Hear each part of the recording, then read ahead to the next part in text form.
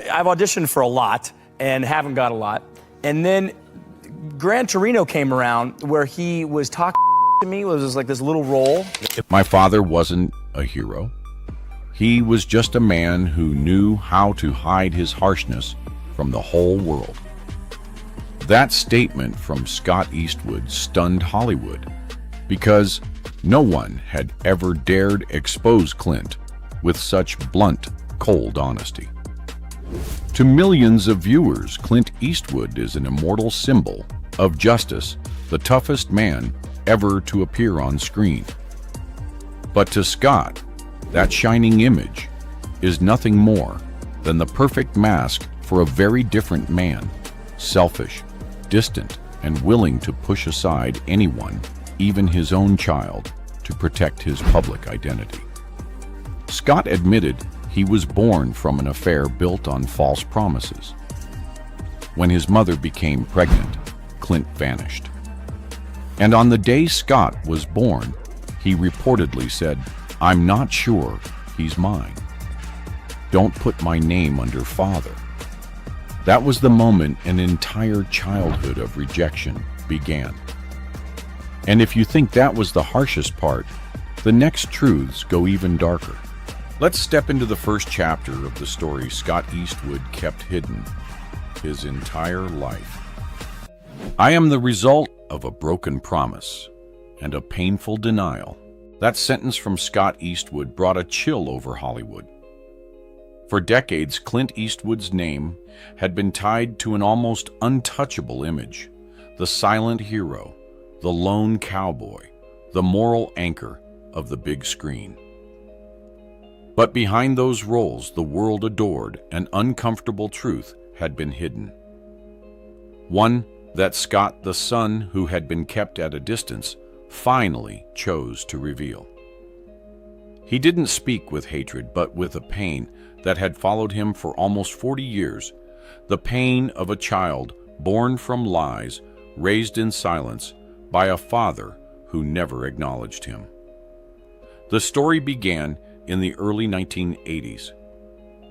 At that time, Clint Eastwood was still publicly in a long-term relationship with actress Sondra Locke.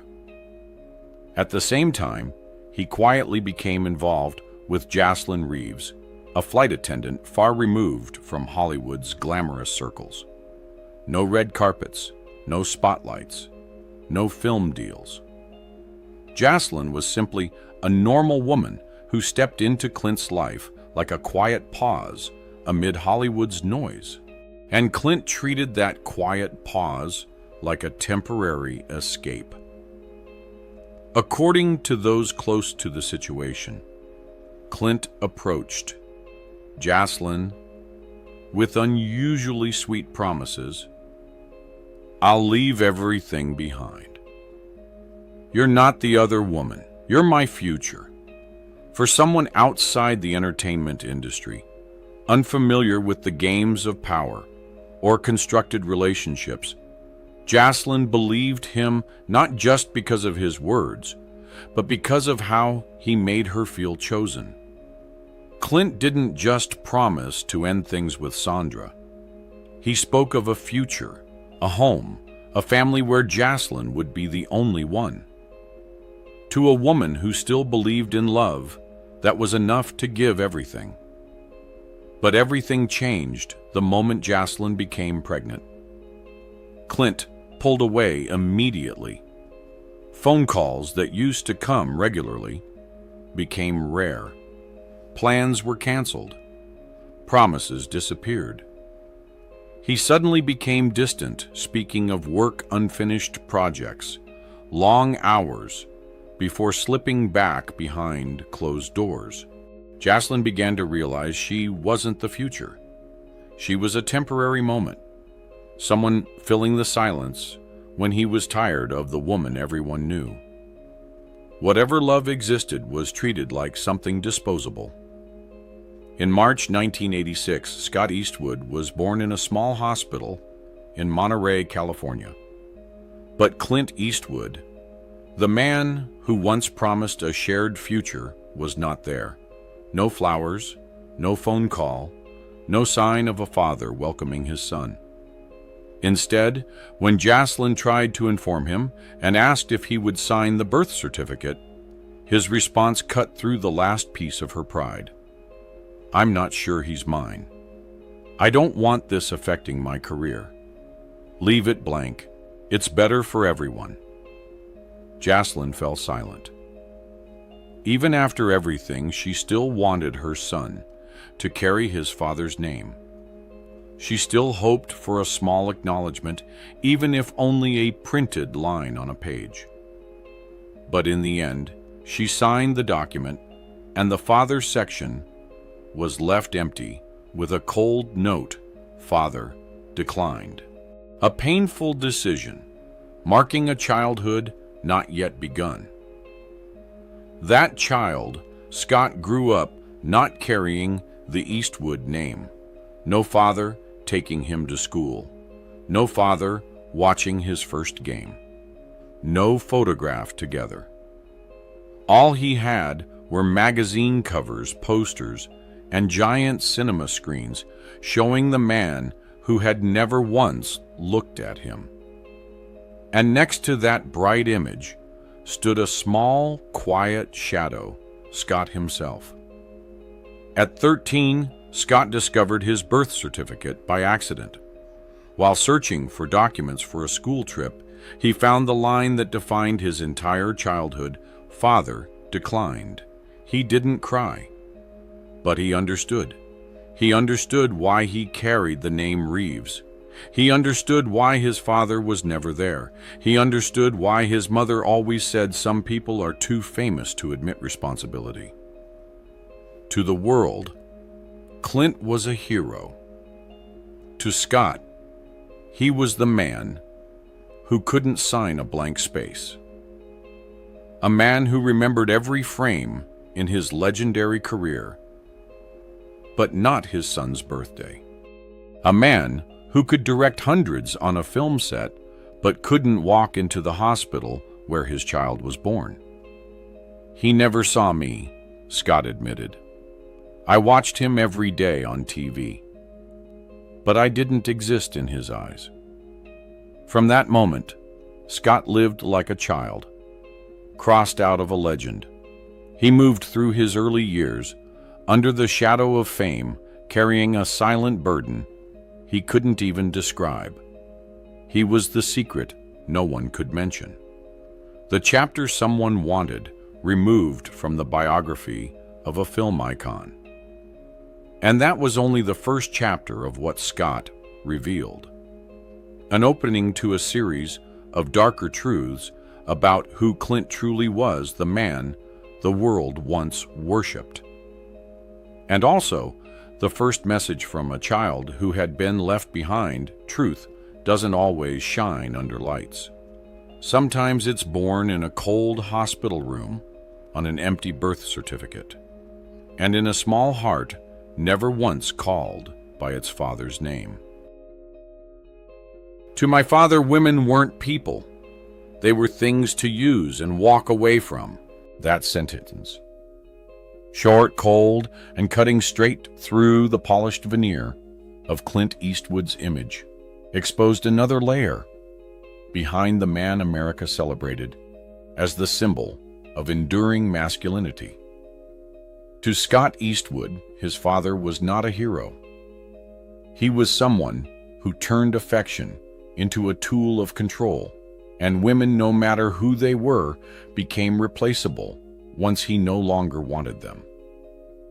If Clint's life were written as a script, most of the women in it shared the same arc. They entered his life in admiration and left it in pain. In 1953, Clint married Maggie Johnson, a gentle woman who believed she was marrying a devoted partner. But soon after he rose to fame, Clint began a long relationship with dancer-actress Roxanne Tunis. When Maggie was pregnant, Roxanne was also pregnant. When he escorted his wife to events, Roxanne was the one he called to the set. This parallel existence could only happen in Hollywood. where morals are often dimmed under flashlights. In 1963, Roxanne gave birth to Clint Eastwood, who grew up quietly on the sidelines while her father continued balancing two households as if it were normal.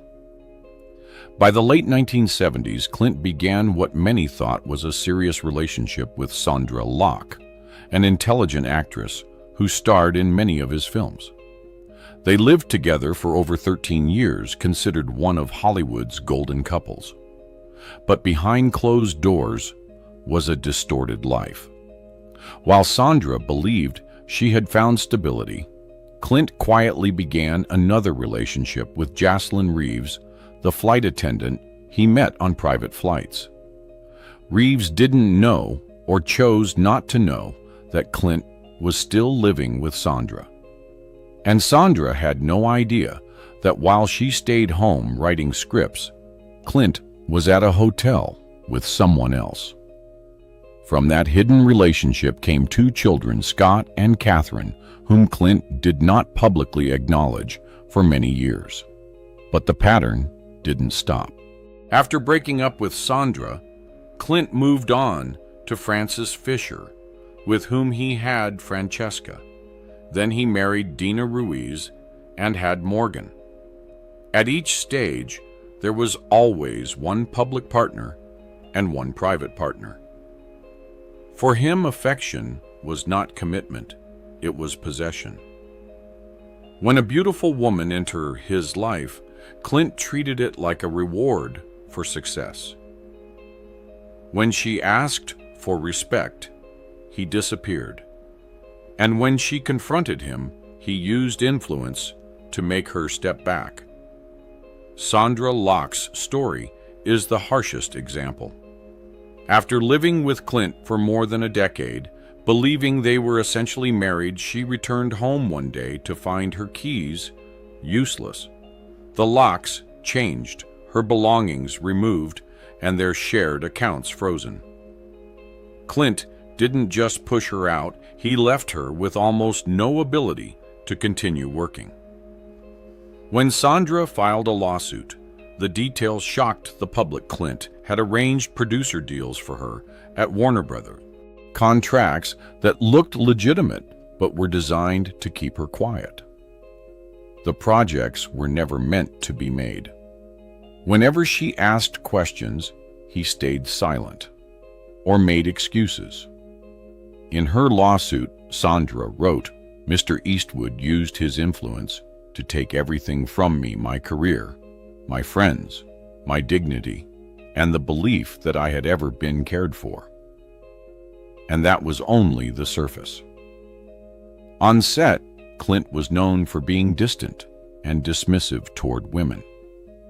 He reportedly said women weren't suited to directing, that emotions make them unreliable. Colleagues recalled him brushing off female directors, writers, or producers with a single look. One person said if you were a woman, he looked at you as if your thoughts didn't matter, even when you were right. Years later, Scott Eastwood summed it up in one haunting sentence: "My father was strong on screen, but with women, he became someone colder than you could imagine." He grew up hearing stories from the women who had known his father's stories with the same ending. His mother, Jocelyn, was just one of them. She once said that during the last months of her pregnancy, Clint almost completely disappeared. When Scott was born, he didn't show up at the hospital. When she called, he simply said, "I'm not sure he's mine." Everything collapsed in a single phone call. And like many before her, she became a quiet name erased from the life of a legend. The truth is, Clint Eastwood never truly learned how to care. He learned how to control. He treated relationships like roles. When bored, he replaced the cast. He didn't harm people, but he left many emotionally fading in silence. Sondra Locke spent nearly a decade rebuilding her life. Jocelyn Reeves spent most of her years avoiding the spotlight. Francis Fisher left in tears. Dina Ruiz considered his final marriage, also walked away after nearly 20 years, unable to endure the distance. In an unpublished memoir draft, one old friend wrote Clint believed affection made people weak, and he disliked weakness, especially in women. Perhaps that's why he always kept the upper hand director, producer, commander, even in his personal life. To him, relationships were stages, and women were supporting roles in the movie of his life. Looking back, Scott realized his father's harshness wasn't the fault of the industry or the times. It was a choice, a conscious choice made by a man who believed power excused anything, even hurting others. And that left Scott with a contradiction. He inherited his father's face, but also the memories of every woman his father had pushed aside. Hollywood may forever celebrate Clint Eastwood as a symbol of strength. But to those who once stood beside him, that symbol was only a mask hiding another truth, a truth about a man who struggled to care for anyone but himself. And for Scott, speaking, that truth wasn't about tearing down a legend. It was about ending the silence. The silence that had defined his life, his mother's life, and the lives of all the women Clint Eastwood left behind. No one dared go against him. They were afraid of losing their careers over a single glance. That is how Scott Eastwood described the father the rest of the world still calls a legend. In the eyes of the public, Clint Eastwood is the symbol of calm strength and wisdom. But behind that quiet exterior is not serenity, it is absolute power. A kind of power strong enough to make anyone in Hollywood bow their head with nothing more than a look. For decades, Clint almost never needed to raise his voice. He rarely spoke much on set. No discussions, no debates. He simply gave orders with his eyes, with a nod, or with a long silence that left everyone holding their breath. People who worked with him said there was an invisible pressure on Clint Eastwood's sets, something that made assistant directors, actors, and crew members feel tense to the point of numbness. Someone who worked on Mystic River recalled working with Clint was like a psychological test. He didn't need to shout, didn't need to insult you. The moment he went quiet, you started doubting yourself. Clint was famous for one iron rule: each scene was allowed only one take. He believed good actors didn't need a second chance. If you can't do it right the first time, you don't belong in this movie, he once told a young actor. To him, excellence didn't come from repetition, but from instinct. And if you didn't have that instinct, he didn't need you. That's why dozens of actors, talented as they were replaced after a single day of shooting. They disappeared from the project without explanation, without a second opportunity. An actor once cast in a supporting role in Gran Torino said that after 3 days of work, Clint suddenly cut his part from the film. When asked why, Clint replied with one cold sentence: "You don't fit my atmosphere."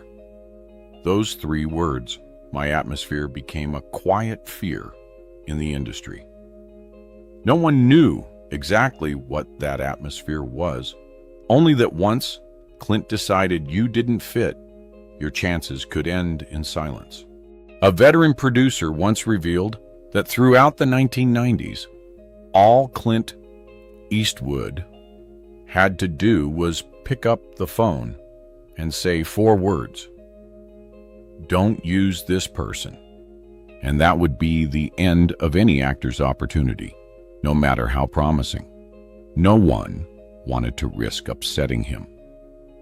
Hollywood is a small world, and Clint was a peak few dared to challenge. Those who tried to go against him paid a price. Some had contracts suddenly canceled. Others were never called again. In casting rooms, the phrase, "They've worked with Clint," was both a compliment and a warning. Clint's strength didn't just come from fame. It came from how he controlled space. On set, every movement revolved around him. The camera, the lights, even the rhythm of the crew, everything seemed arranged to serve one person. No one dared walk in front of him. No one dared speak while he was thinking. A set assistant recalled, "If he was looking at the monitor, you didn't speak. If he frowned, you didn't even breathe too loudly." Clint didn't need to yell. His silence was enough to freeze 100 people in place. Scott once said that in his father's eyes, silence was the highest form of power. It was how he controlled others without lifting a finger. As a child, Scott remembered seeing his father stand in the living room, saying nothing, just looking. And even though no one spoke, the whole room felt suffocating. "My father could make people feel small without saying a word," he recalled. He controlled everything through stillness. It was more frightening than any shouting. Those who collaborated with Clint often described him as a ruler, dressed as an artist. He didn't believe in democracy, in creativity. He believed in his own instinct and only his. Anyone who tried to convince him to change an angle, adjust a line, or add a scene would receive nothing but a frozen stare. And then they understood the conversation was over. A cinematographer once said, "When Clint goes silent, no one dares breathe. You know he's deciding whether you'll still be here tomorrow." However, the most unsettling part wasn't his coldness, but the power he held behind the scenes. From the 1980s through the 2000s, Clint maintained wide-reaching ties with major studios executives and influential critics. He didn't have to bring anyone down in public. He only needed one call, one sentence, one nod, and that person's name disappeared from casting lists instantly. "Hollywood used to fear my father," Scott said, not because he had more power than anyone else, but because no one knew when he would go quiet and what that silence might mean. A young screenwriter who worked with him said that after she objected to changes in the script for $1 Million Baby, she was removed from the project overnight. No formal letter, no official reason. Only one message passed along: "She doesn't fit Mr. Eastwood's style." That was how he removed people clean quick without a trace. Scott understood that this power didn't just exist on set.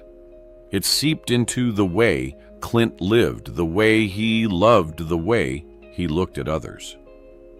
Clint always occupied the highest position, and everyone else was there to serve the story called Clint Eastwood. He didn't need to start conflicts. He only had to stay silent and let people destroy themselves in fear. To outsiders, it looked like discipline. To those close by, it was a lasting anxiety. And to Scott, it was the most uncomfortable legacy. He inherited the shadow of a man praised for his calm, yet feared by the entire world because of that very silence. In Hollywood's shadows, My father's name was always tied to rumors no one dared say out loud. That sentence from Scott Eastwood sounded like an old curse, a truth hidden for decades, in a world where bright lights exist only to cover the dark. Clint Eastwood, seen as the last god of classic Hollywood, didn't just hold power in the editing room. He held another kind of power, the power of fear. From the 1970s to the 1990s, when Hollywood was still wrapped in cigar smoke and strong drinks, Clint Eastwood's name appeared everywhere, from Warner Bros. Banquets to quiet meetings at the Beverly Hills Hotel. The press called him the untouchable man. Filmmakers used a different nickname, the king behind closed doors. Stories that passed between assistants, production secretaries, and bit part actors all began the same way. Don't stay alone in a room with him. No one dared speak publicly, but the whispers kept growing. People murmured that Clint sometimes traded roles for favors, that young actresses hoping for a chance in his films were invited to private meetings late at night. Some walked away with roles, others left the industry soon after. No one quite knew why. A former production secretary at Universal said she once overheard Clint telling an assistant director, half joking, half serious, "Hollywood is where the powerful choose actors, not where actors choose roles." That line said enough. In his world, intimacy and opportunity were often intertwined. At that time, Hollywood was a closed ecosystem where men like Clint could shape everything around them. He didn't need to pressure anyone directly. He only had to let people understand that their opportunities depended on him. An actress who had a small role in Firefox 1982 told a European magazine she was invited to Clint's home to talk more about the character. When she declined, her role was cut from the final film. She didn't sue, didn't protest, because in those years, challenging Clint Eastwood meant ending your own career. Hollywood never confirmed those stories, but everyone knew.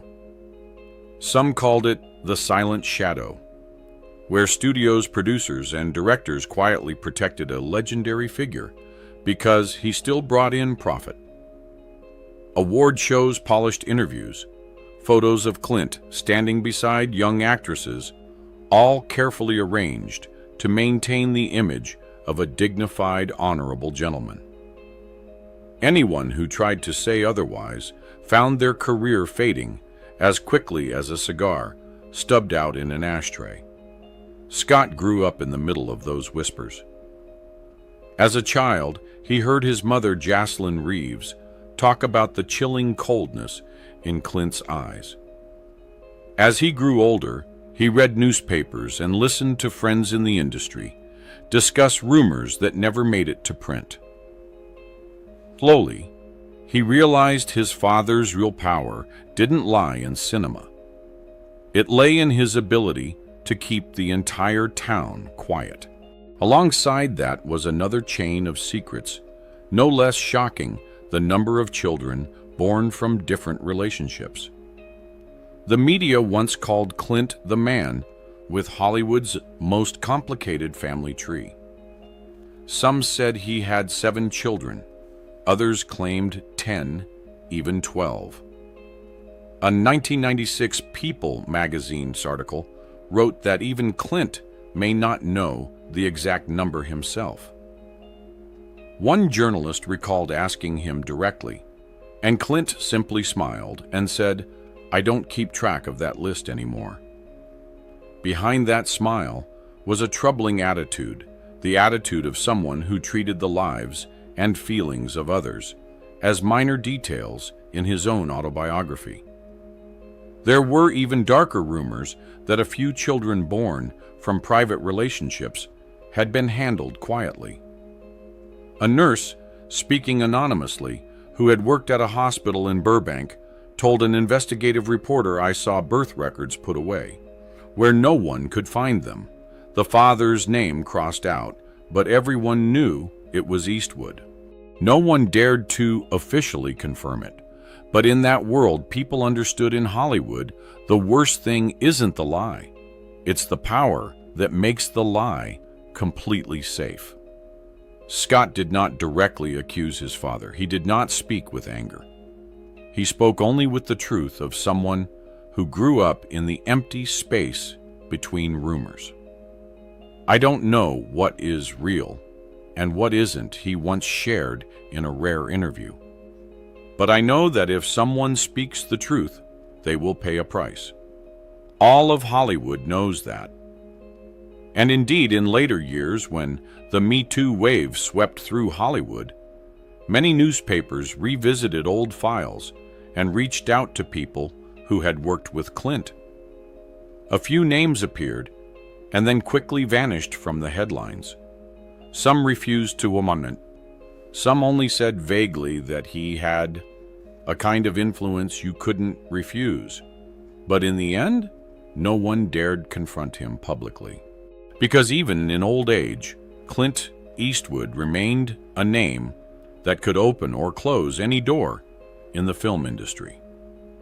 The media called him the power god of classic Hollywood, a man who lived through 6 decades witnessing every era of change, yet never bowing his head. To many, that was praise. To Scott, it was a curse, because he understood that power does not always come from talent. Sometimes it comes from the fear others feel toward you. And perhaps in his final years, when the stage lights fade, Clint Eastwood will not be haunted by the films he made, but by the rumors. Hollywood still whispers in the dark. The rumors about a man who could have everything except a conscience.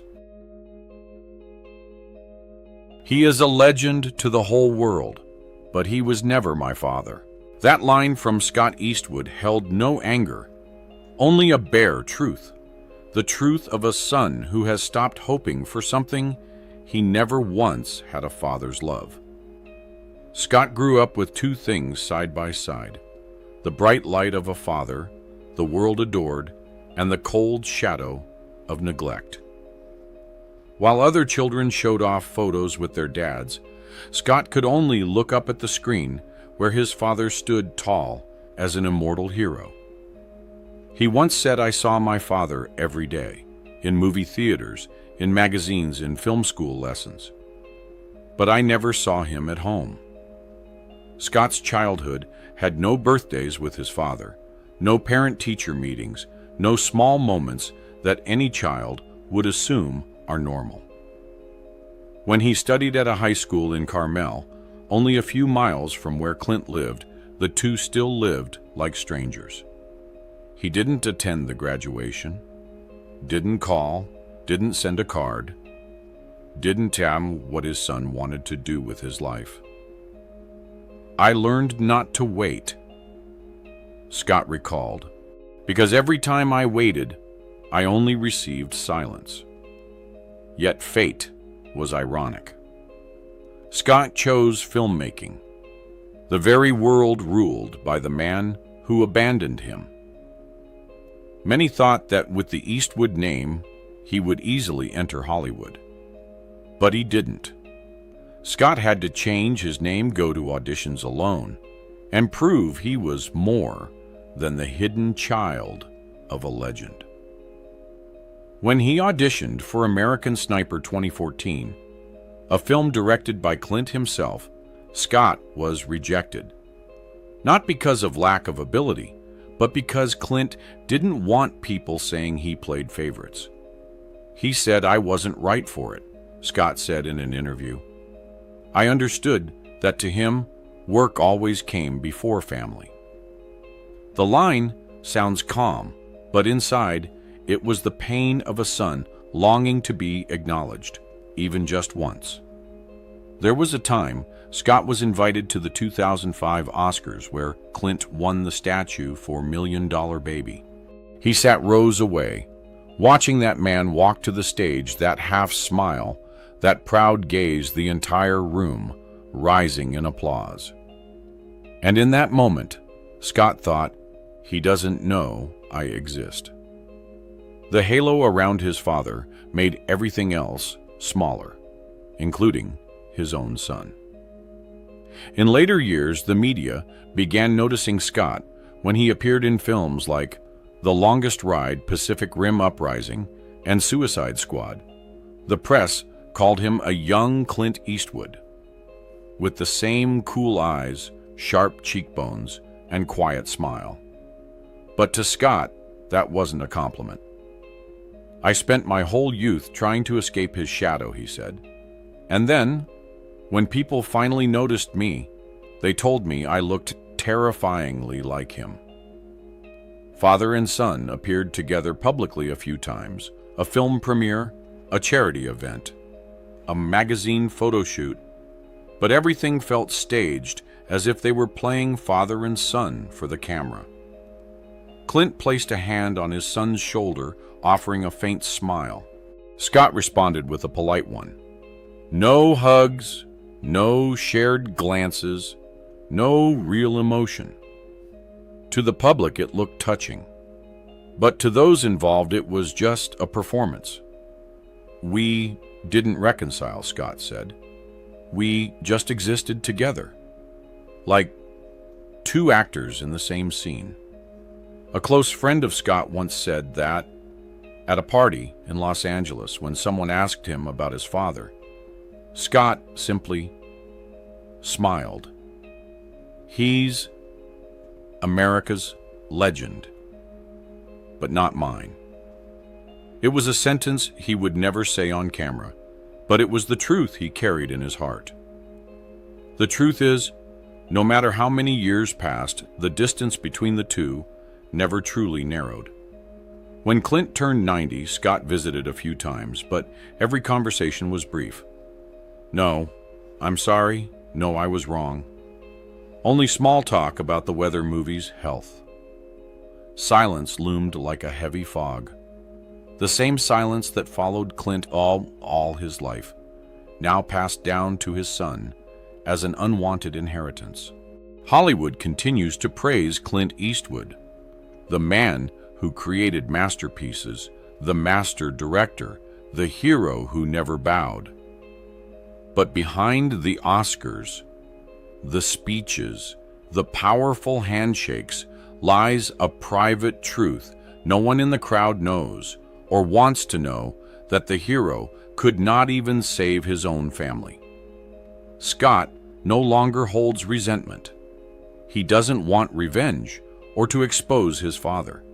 He only wants to speak to end a silence that has lasted half a century. He understands that love doesn't always need to be shown, but absence is also an answer. I learned to live without him, Scott said, because from beginning to end, he never needed me.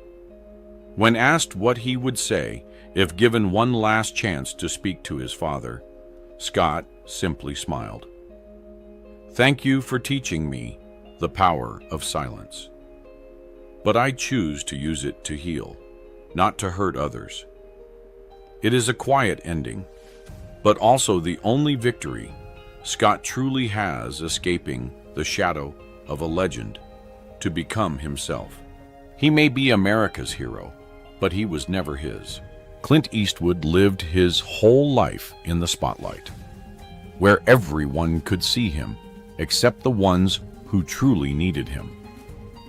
And Scott, the son born out of silence, chose to speak, not to harm his father, but to show the world that behind a legend is a human being, fragile, flawed, and deserving to be seen honestly. This story is not just about Clint or Scott. It is a mirror for all children who grew up in the shadow of great fathers, where affection was traded for fame, and silence became the only language left between two generations. And if you have ever felt small, standing next to someone else's greatness, remember, truth never goes dark, even when the stage lights turn off. If this story touches a memory or emotion within you, leave a comment, or simply share it. It is not just a way to support the storyteller, but a way to say that things buried in silence deserve to be heard.